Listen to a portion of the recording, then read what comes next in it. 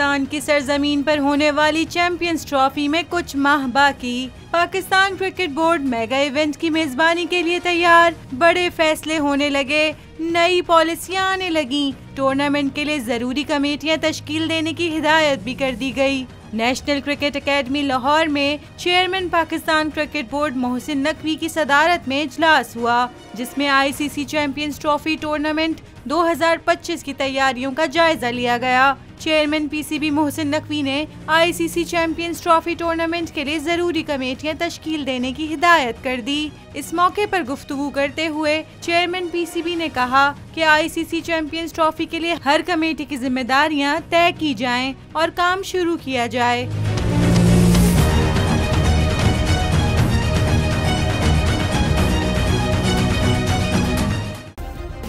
Subscribe करें और bell दबाएं ताकि कोई खबर रह न जाए।